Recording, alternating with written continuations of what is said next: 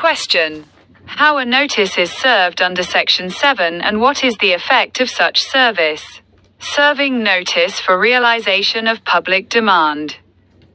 Section 7 of the PDR Act provides that when a certificate has been filed in the office of a certificate officer under Section 4 or 6, he shall cause it to be served upon the certificate debtor in the prescribed manner and form. The details of manner and procedure of serving notice under Section 7 have been outlined in Rule 2 to 9 of the second schedule of the Act. প্রশ্ন: ধারা 7 এর অধীনে notice কিভাবে জারি করা হয় এবং এই ধরনের পরিষেবার প্রভাব কী? জনসাধারণের দাবি আদায়ের জন্য নোটিশ প্রদান।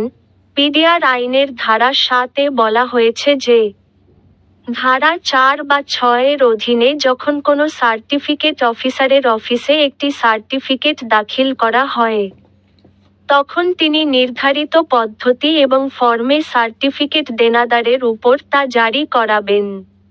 ধারা 7 এর অধীনে নোটিশ প্রদানের পদ্ধতি এবং পদ্ধতির বিশদ বিবরণ আইনের দ্বিতীয় তফসিলের বিধি 2-9 এ বর্ণিত হয়েছে।